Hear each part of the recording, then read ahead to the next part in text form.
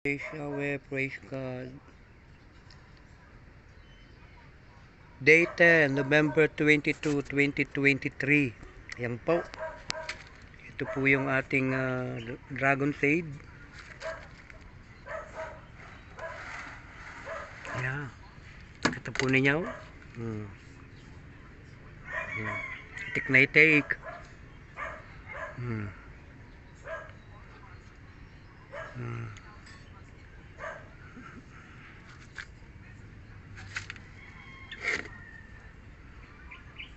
Ayan, napakarami. Ang ganda sa dulo. Nakita niyo po? Ayan.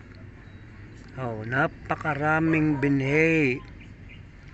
So, hindi ko alam kung paano mangyayari dito. Yan, tabayanan na lang po natin kung paano tayo i-guide ng Diyos para itanim ang mga ito. Yan po siya, isang tambak na binhi ng dragon fruit seed. Bali, 10 araw na po siya. Yan.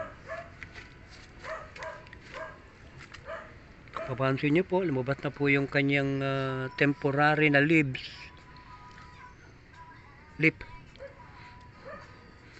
So, inintay po natin na lumabas po yung kanyang pinaka permanent leaf or yung kanyang stem.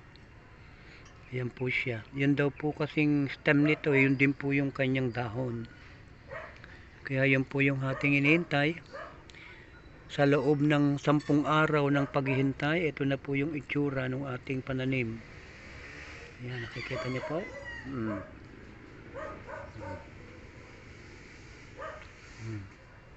Buhay na buhay.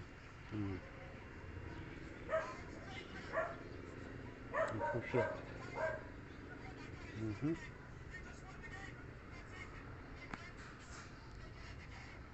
Ganda. Marami.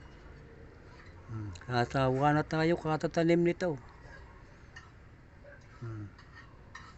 Bali, isang ano lang po yan, isang bunga ng dragon fruits. Libo. No?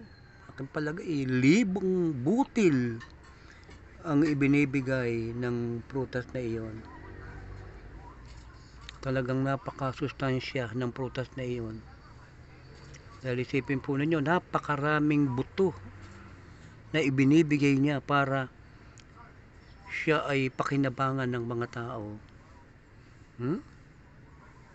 Ayan po.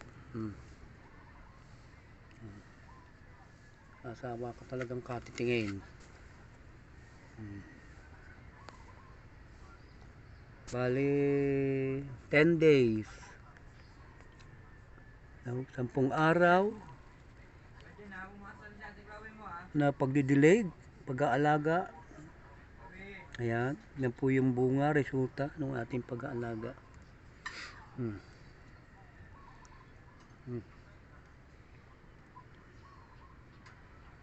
Yung kontrolado lang po natin ang tubig ni Ray dahil baka nga ito malunod. Kasi alam nyo naman ang mga halaman ay nalulunod. Ganun po siya.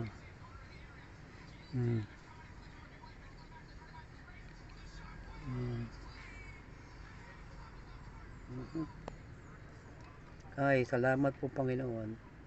Naway mapalago namin ang mga halamang ito. Amen. Sa ngalan ni Jesus. Amen.